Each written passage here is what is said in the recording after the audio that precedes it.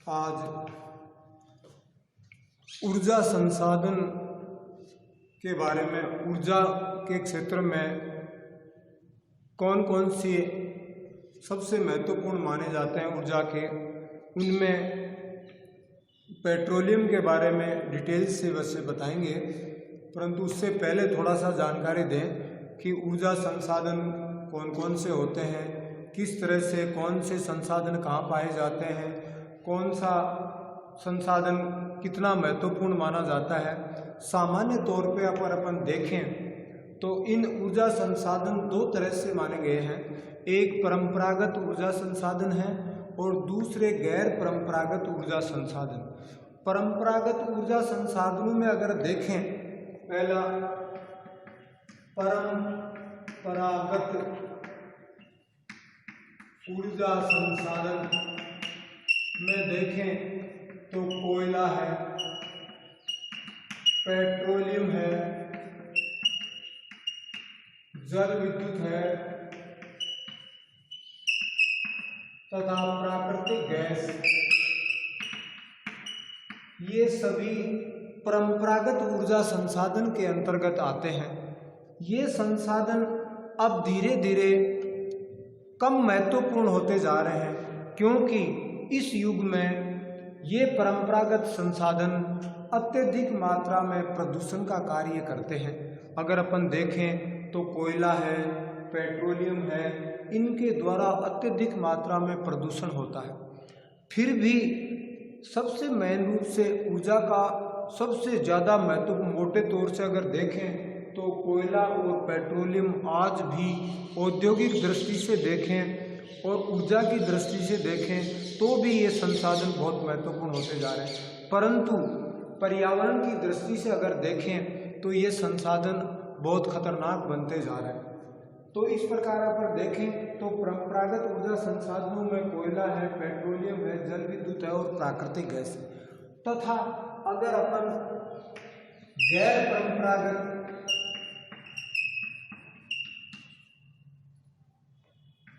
परंपरागत ऊर्जा संसाधनों की अगर बात करें अपन तो इसमें पवन ऊर्जा, सौर ऊर्जा,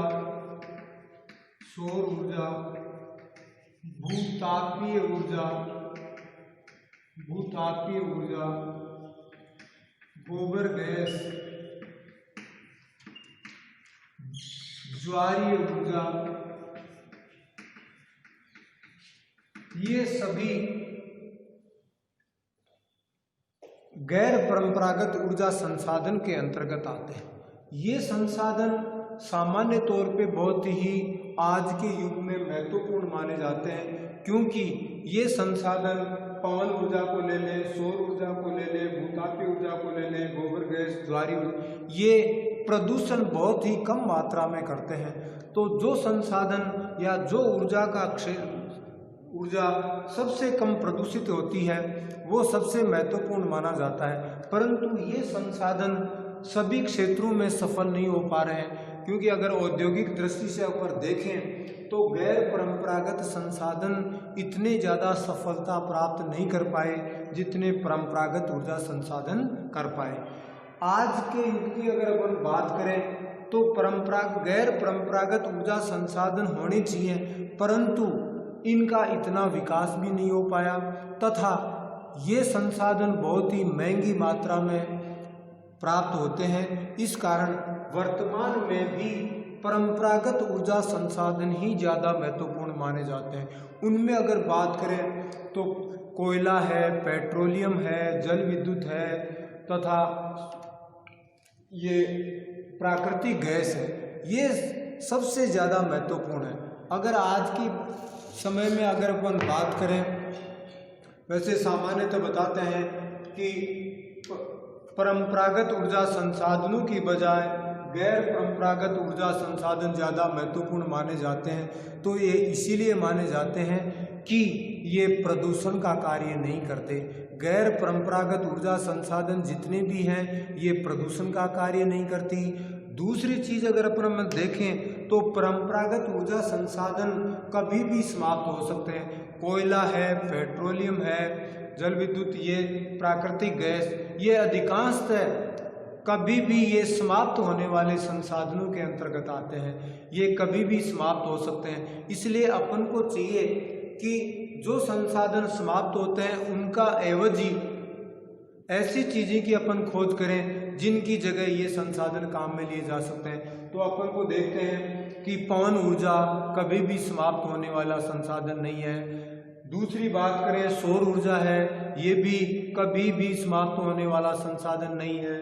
उसके बाद में भूतापीय ऊर्जा की बात करें, ज्वारीय ऊर्जा की बात करें, ये ऐसे संसाधन हैं जो कभी भी समाप्त नहीं होंगे। इसलिए दो चीज़ें महत्वपूर्ण हो गई। एक तो यह हो गया कि ये संसाधन किसी प्रकार का पॉल्यूशन या पर्यावरण को नष्ट या पर्यावरण को प्रदूषित नहीं करते। दूसरी चीज़, ये संसाधन ऐसे संसाधन हैं जो कभी भी समाप्त या असमाप्त होने वाले संसाधन हैं। इसलिए अगर बात करें तो परंपरागत संसाधनों की तुलना में गैर परंपरागत संसाधन ज़्यादा महत्वपूर्ण होते जा रहे हैं। आज अपन सामान्य अगर पेट्रोलियम के बारे में ज़्यादा बात करें तो वर्तमान युग में अब भी पेट्रोलियम ऊर्जा का सबसे महत्वपूर्ण और सबसे बड़ा संसाधन माना जाता है। पेट्रोलियम का अधिकांश ऊर्जा पेट्रोलियम से ही प्राप्त की जाती है। औद्योगिक दृष्टि से देखें, यातायात की दृष्टि से देखें या अन्य किसी और चीज़ की दृष्टि से देखें तो पेट्रोलियम सबसे ज़्यादा महत्वपूर्ण माना जाता है। वैसे कोयला है, जल विद्युत है, प्राकृतिक गैसें सभी ज़्यादा, परंतु आज के टाइम में ये सबसे ज़्यादा महत्वपूर्ण मानी जाती है। अगर भारत की बात करें तो भारत में 1867 में सबसे पहले आसाम में पेट्रोलियम का खनन या उत्पादन शुरू किया गया था। उसके बाद भारत के कई क्षेत्रों में पेट्रोलियम का उत्पादन किया जा रहा है। सामान्यतः पेट्रोलियम अवसादी चट्टानों से प्राप्त किया जाता है। भारत के अधिकांश क्षेत्रों में जहाँ पेट्रोलियम निकाला जाता है वहाँ पे अवसादी चट्टानें पाई जाती हैं। प्राचीन काल में जैसे महासागरीय क्षेत्रों के दबने के कारण या कई वनस्पतियों के दबने के कारण या कई तरह की प्रक्रियाओं के कारण अधिकांश ये अवसादी शैलों से प्राप्त किए जाते हैं। भारत की अगर बात करें अपन तो भारत में ये स्थलीय और जलीय दोनों स्थानों से निकाला जाता है। स्थलीय भागों से तथा दूसरा जलीय भागों से।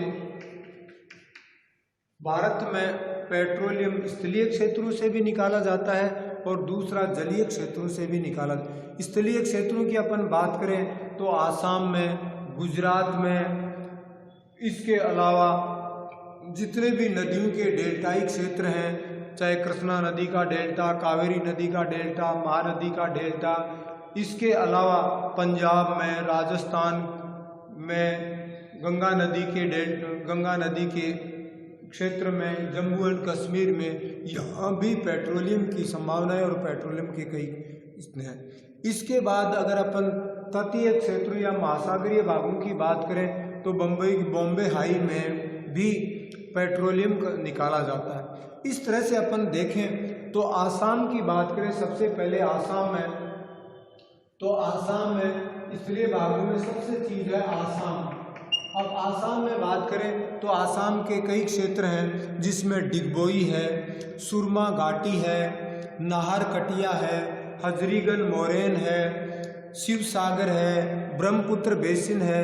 ये सारी चीज़ें आसाम के सबसे ज़्यादा पेट्रोलियम उत्पादन के क्षेत्र हैं। जिसमें अगर थोड़ा सा और डिगबोई,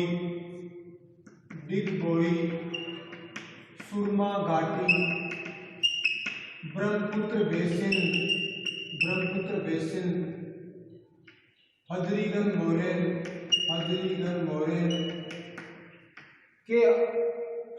मोरेन, इनके अलावा शिवसागर, नाहरकटिया,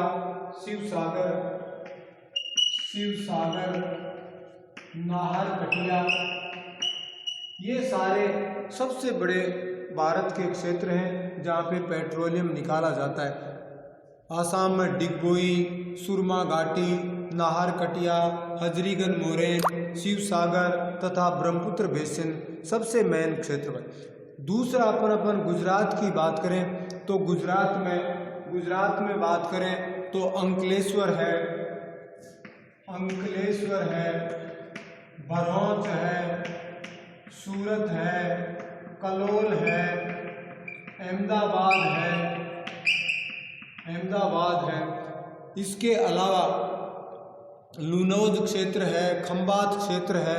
ये सारे गुजरात में पेट्रोलियम के उत्पादित क्षेत्र हैं। एक बार दोबारा देखें तो गुजरात में अलंकेश्वर है, खंबात है, लूनेज है, अहमदाबाद, कलोल, सूरत, बड़ौच, ये सारे पेट्रोलियम के प्रमुख उत्पादक क्षेत्र के अंतर्गत आते हैं। इसके बाद में अगर अपन अपतटीय क्षेत्रों की बात करें तो कावेरी नदी के डेल्टाई क्षेत्रों में, महानदी के डेल्टाई क्षेत्रों में, गंगा नदी के डेल्टाई क्षेत्रों में, कृष्णा नदी के डेल्टाई क्षेत्रों में, इनमें भी पेट्रोलियम के उत्पादन की बहुत संभावनाएं पाई गई हैं। इसके अलावा अपन देखें कि पश्चिमी राजस्थान के मरुस्थलीय क्षेत्र में बीकानेर में भी पेट्रोलियम का उत्पादन किया जा रहा है। इनके अलावा पंजाब में, हिमाचल प्रदेश में, जम्मू एंड कश्मीर में भी पेट्रोलियम उत्पादन की संभावनाएं मानी जा रही।